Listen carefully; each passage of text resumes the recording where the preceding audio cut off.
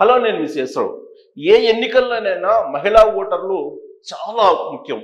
వాళ్ళు ఎటువైపు మొగ్గు చూపితే ఆ పార్టీ అధికారంలోకి వస్తుంది అనేటువంటి ఒక అభిప్రాయం ఉంది. ఈ ఎన్నికల్లో ఆంధ్రప్రదేశ్లో మహిళలు ఓటు వేసే ముందు ఒక్క నినాదాన్ని మాత్రం గుర్తుంచుకోవాలి. ఆ నినాదం ఏంటంటే, మద్య నిషేధం చేసిన తర్వాతనే 2024లో ఓట్లు అడగడానికి వస్తాను మీ ముందుకని చెప్పి జగన్మోహన్ రెడ్డి ప్రామిస్ చేశారా లేదా అనేది ఒకసారి గుర్తు చేసుకోండి. ఆయన మద్య నిషేధం చేశారా, అసలు ఆయన ఏం చెప్పారు మద్య నిషేధం గురించి అనేది మీరు గుర్తు చేసుకున్న తర్వాత మాత్రమే ఈ ఎన్నికల్లో ఓటు వేస్తారని చెప్పి అనుకుంటున్నాము. ఎందుకంటే మహిళలు మద్య నిషేధం చేస్తారని చెప్తే జగన్మోహన్ రెడ్డి నమ్మారు. 2019 ఎన్నికల సందర్భంగా అనేక వేదికల్లో మద్య నిషేధం గురించి ఆయన చెప్పారు. మద్యాన్ని నిషేధిస్తాను విడతల వారీగా అని చెప్పారు. కానీ ఇప్పుడు జగన్మోహన్ రెడ్డి ఏం చేస్తున్నారో ఆలోచించుకొని మహిళలు పోలింగ్ బూత్ దగ్గరికి వెళ్ళి ఓటు వేస్తారని చెప్పేసి చాలా మంది భావిస్తున్నారు. ఆ విధంగా చేయాలని కూడా కోరుకుంటున్నాం. అసలు మద్య నిషేధం చెప్పినటువంటి జగన్మోహన్ రెడ్డి ఏం చేశారు అనేది విశ్లేషణ చేసుకుందాం. సో ఆయన మద్య నిషేధం చేసిన తర్వాత ఓట్లు అడుగుతానని చెప్పి జగన్మోహన్ రెడ్డి చెప్పారు. మాట తప్పని మడమ తెప్పని వంశంలో పుట్టినటువంటి జగన్మోహన్ రెడ్డి మద్య నిషేధం చేసిన తర్వాత ఓట్లు అడుగుతానని చెప్పి ఇప్పుడు ఏ విధంగా ఓట్లు అడగడానికి మీ ముందుకు వస్తున్నారో నిలదీయాల్సినటువంటి పరిస్థితి జగన్మోహన్ రెడ్డిని. ఎందుకంటే రాబోయేటువంటి రోజుల్లో ఏ నాయకుడు కూడా ఇలాంటి ప్రామిస్ చేసి ఓట్లు దండుకున్న తర్వాత మళ్ళీ ముందుకు రాకూడదు, చెప్పినటువంటి హామీని నెరవేర్చకుండా అనే దానికి ఒక వార్నింగ్ ఇవ్వాలంటే ఖచ్చితంగా జగన్మోహన్ రెడ్డి చేసినటువంటి పనికి మహిళలందరూ కూడా నిలదీయాల్సినటువంటి పరిస్థితి. ఇక గెలిచారు, 2019లో గెలిచిన తర్వాత ఆయన ఏం చేశారంటే మద్యం వ్యాపారంలోకి డైరెక్ట్గా జగన్ సర్కారు దిగిపోయింది. జగన్ సర్కార్నే దించేశాడు మద్యం వ్యాపారంలోకి. దించేసిన తర్వాత ఆయన 60 రూపాయల, అప్పటి వరకు 60 రూపాయల క్వార్టర్ రేటు ఉన్నటువంటి బాటిల్ని 200 రూపాయలకి పెంచేశారు. ఈ విధంగా పెంపి, ఎందుకంటే తొలి రోజుల్లో వాళ్ళు చెప్పినటువంటి మాట ఏంటంటే ధరలు పెంచితే మద్యం తాగే వాళ్ళు తగ్గిపోతారని చెప్పి వాళ్ళు లాజిక్ చెప్పారు. కానీ మద్యం తాగే వాళ్ళు తగ్గిపోతే మొత్తం రాబడి తగ్గాలి. జగన్మోహన్ రెడ్డి అధికారంలోకి వచ్చినప్పుడు ఉన్నటువంటి సుమారు 15,000 కోట్ల రూపాయల మద్యం విక్రయాలు ఇవాళ 27,000 కోట్ల రూపాయలు అయ్యాయి. అంటే విక్రయాలు పెంచుకున్నారు. విక్రయాలను పెంచుకోవడంతో పాటు రాబోయేటువంటి సంవత్సరాల్లో ఈ విక్రయాలు ఎంత పెరుగుతాయని చెప్పి ఒక అంచనా వేసి బాండ్స్ని కూడా తీసుకొచ్చి, అప్పులు తీసుకొచ్చి ఉన్నటువంటి జగన్మోహన్ రెడ్డి మద్య నిషేధం మీద అడ్డంగా మాట తప్పారని చెప్పి నిర్ద్వందంగా చెప్పొచ్చు ఈ జగన్మోహన్ రెడ్డి గురించి. మహిళలు కూడా అదే గుర్తుంచుకోవాలి. రేపు 13వ తారీఖున ఓట్లు వేయడానికి వెళ్ళేటప్పుడు జగన్మోహన్ రెడ్డి ఏం చెప్పాడు, 2019లో మద్య నిషేధం గురించి, మద్యం గురించి ఏం చెప్పారు, ఆయన చేస్తుంది ఏందనేది ప్రతి ఒక్క మహిళ ఆలోచించాల్సినటువంటి తరుణం ఇది. సో ఏపీలో మద్యం షాపుల్లో పాపులర్ బ్రాండ్లందరినీ మాయం చేశాడు. ఆ పాపులర్ బ్రాండ్ల మద్యాన్ని బదులుగా జగన్మోహన్ రెడ్డి తయారు చేసేటువంటి బ్రాండ్లను క్రియేట్ చేసి అక్కడ అమ్మిస్తూ ఉన్నారు. ఇదొక వ్యాపారం. జే బ్రాండ్ అనేది నాసిరకం మద్యం. ఎంతమంది చనిపోయారో జగన్మోహన్ రెడ్డి రికార్డుల్లో ఉంది. ఎంతమంది అనారోగ్యానికి గురయ్యారో ఈ నాసిరకం మద్యం దాగి ఆల్రెడీ ఆంధ్రప్రదేశ్ రికార్డుల్లో ఉంది. కొన్ని వేల మంది కిడ్నీలు, లివర్లు పాడైపోయినటువంటి సందర్భాన్ని మనం గుర్తు చేసుకోవాలి మే 13వ తారీఖున ఓటుకి వెళ్లే ముందు.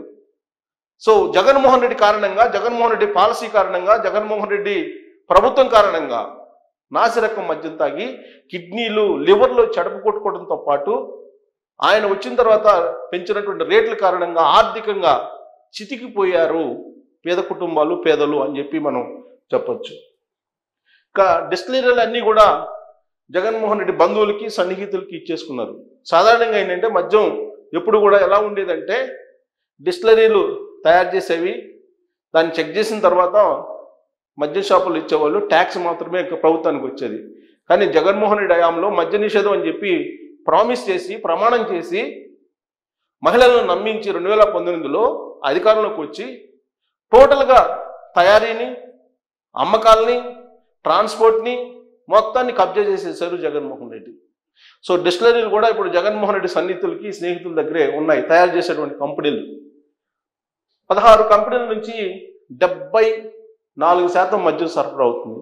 జగన్మోహన్ రెడ్డికి సంబంధించినటువంటి 16 కంపెనీల నుంచి మొత్తం టోటల్ మద్యంలో 74% తయారు చేసి జగన్మోహన్ రెడ్డి ప్రభుత్వం, జగన్మోహన్ రెడ్డి అనుచరులు అమ్ముతూ ఉన్నారు. So AP state beverages corporation పైన 13,450 కోట్ల రుణం తీసుకున్నారు. మద్య నిషేధం చేస్తానని చెప్పినటువంటి Jaganmohan Reddy AP beverages corporation సంబంధించినటువంటి ఆదాయాన్ని తాకట్టు పెట్టి 13,450 కోట్లు ఈయన అప్పు తీసుకున్నాడు, రుణం తీసుకున్నాడు. అంటే ఆదాయం ఎంత వస్తుందని చెప్పి ఉండొచ్చు. సహజంగా మనం బ్యాంకులకు వెళ్ళినప్పుడు ఒక 50% ఇస్తారేమో. అంటే ఆయన దాదాపుగా 28,000 కోట్ల రూపాయల ఆదాయం వస్తుందని చెప్పి చెప్తేనే ఈ 13,450 కోట్ల రూపాయల రుణం బ్యాంకుల నుంచి తీసుకొచ్చుకుంటారు జగన్మోహన్ రెడ్డి. సో కాబట్టి రాబోయేటువంటి రోజుల్లో మద్యం విక్రయాలను ఏ విధంగా పెంచారు ఈ 5 సంవత్సరాల్లో, పొరపాటున మీరు కనుక మళ్ళీ ఓటు వేసి గెలిపిస్తే జగన్మోహన్ రెడ్డి మద్యం విక్రయాలు ఎంత పెంచుతారో మీరు అంచనా వేసుకోవచ్చు. ఎంప్లాయీస్ ప్రావిడెంట్ ఫండ్ నుంచి 8,300 కోట్లు, యునైటెడ్ ఇండియా ఇన్సూరెన్స్ నుంచి 1,700 కోట్లు, ఏపీ విద్యుత్ సంస్థల ఉద్యోగుల పిఎఫ్ ఇన్సూరెన్స్ సొమ్ము నుంచి 3,450 కోట్లు ఈ మొత్తం రుణం తీసుకున్నారు. ఇది ఏపీ బెవరేజ్ కార్పొరేషన్ తాకట్టు పెట్టి. సో ఈయన మద్య నిషేధం అని చెప్పారు.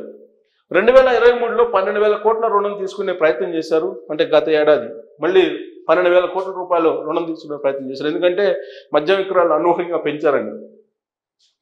ఎఫ్ఆర్బిఎం పరిమితికి మించి జగన్మోహన్ రెడ్డి అప్పులు చేశారని చెప్పి భారతదేశ వ్యాప్తంగా తెలుసు, ప్రపంచవ్యాప్తంగా కూడా తెలుసు. రఘురామకృష్ణరాజు ఫిర్యాదుతో అప్పులకు బ్రేక్ పడింది. ఏపీకి లోన్ల పైన బ్యాంకులకు కేంద్రం వార్నింగ్ ఇచ్చింది. ఇప్పుడిగా ఇష్టానుసారంగా మీరు లోన్లు ఇవ్వద్దు, రుణాలు ఇవ్వద్దు అని చెప్పి డైరెక్ట్గా కేంద్ర ప్రభుత్వమే వార్నింగ్ ఇచ్చింది బ్యాంకులకి. మోడీ కూడా హెచ్చరించుతుంది, లిక్కర్ పైన కొత్త అప్పులకు బంద్ చేశారు.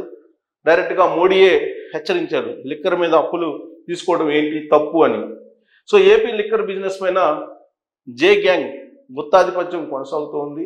అది లోకల్గా ఉండేటువంటి ఆంధ్ర ప్రజలకు అందరికీ తెలుసు. మద్యం అమ్మకాలపైన జగన్ సన్నిహితులకు 40,000 కోట్ల రూపాయలు ఆదాయం వచ్చిందని చెప్పి అనధికారికంగా అంచనా వేస్తూ ఉన్నారు. నాసిరకం మద్యంతో 40 లక్షల మందికి కిడ్నీ, గుండె జబ్బులు వచ్చాయి. ఆంధ్రప్రదేశ్లో 40 లక్షల మందికి జే ముఠా తయారు చేస్తున్నటువంటి నాసిరకం మద్యం కారణంగా కిడ్నీ, గుండె జబ్బులు వచ్చాయి. మళ్ళా జగన్మోహన్ రెడ్డి చెప్పేది ఏంటంటే ఆయన ఆసుపత్రులు బాగు చేస్తున్నాను, నాడు నేడు కార్యక్రమంలో, తర్వాత విలేజ్ క్లినిక్లు తీసుకొస్తున్నాను, తర్వాత లండన్ తరహా వైద్యాన్ని అందిస్తానని చెప్పి ఆయన చెప్తున్నారు. ఒకవైపేమో ఆయన అమ్ముతున్నటువంటి మద్యం కారణంగా కిడ్నీలో, లివర్లో పోతున్నాయి. ఇంకొక వైపేమో మెరుగైన వైద్యాన్ని అందిస్తాను, ఆరోగ్యశ్రీ 25 లక్షల పరిమితికి తీసుకెళ్తానని చెప్తున్నారు. 5 ఏళ్లలో మద్యం కారణంగా 30,000 మంది మృతి చెందారు. 30,000 మంది మృతి చెందితే 34 లక్షల మంది అనారోగ్యానికి గురయ్యారు జగన్మోహన్ రెడ్డి మద్యం కారణంగా. సో ఇది జగన్మోహన్ రెడ్డి చేసినటువంటి మద్య నిషేధం. ఈ ఒక్కటి చాలు జగన్మోహన్ రెడ్డికి ఓటు వేయాలా వద్దా అని నిర్ణయించుకోవడానికి. దాదాపుగా 1,00,000 కోట్ల రూపాయల అవినీతి జరిగింది ఈ 5 ఏళ్లలో మద్యం కారణంగానే, మద్య విక్రయాల కారణంగా మద్యానికి సంబంధించి 1,00,000 కోట్ల రూపాయల స్కామ్ జరిగింది అనేది అనధికారికంగా అంచనా. ఎందుకంటే ఉండవల్లి అరుణ్ కుమార్ జగన్మోహన్ రెడ్డి, వైఎస్ ఫ్యామిలీని అభిమానించేటువంటి ఆయనే చెప్పారు, క్వార్టర్ బాటిల్ 20 రూపాయలు తయారు చేయడానికి, దాన్ని అమ్మడానికి 200 నుంచి 300 అమ్ముతున్నారు. అంటే ఎంత ప్రాఫిట్ ఉందని. అంటే ప్రాఫిట్ వచ్చేసి దాదాపుగా 10 రెట్లు ప్రాఫిట్ తీసుకుంటూ సొంత కంపెనీలు తయారు చేస్తూ వాళ్లే ధరలు నిర్ణయిస్తూ వాళ్లే అమ్ముకుంటూ 5 సంవత్సరాల్లో విచ్చలవిడిగా మద్యం అమ్మకం ద్వారా 1,00,000 కోట్ల రూపాయలు ఆదాయం పొందారు జగన్మోహన్ రెడ్డి సన్నిహితులు అనేది సర్వత్రా వినిపిస్తున్నటువంటి ఆరోపణ. సో మద్య నిషేధం అని చెప్పినటువంటి జగన్మోహన్ రెడ్డి ఆంధ్రప్రదేశ్లో ఏం చేశారు ఈ 5 సంవత్సరాలు అనేది ఒక్కసారి మీరు ఆలోచించి ఓటు ఎవరికి వేయాలో నిర్ణయించుకుంటారని చెప్పి భావిస్తున్నాం. సో ఇది చూసిన తర్వాత కూడా మీరు ఒక నిర్ణయానికి రాలేరు అంటే నేనైతే అనుకోను. ఖచ్చితంగా మీరు వస్తారని చెప్పి అనుకుంటున్నాను.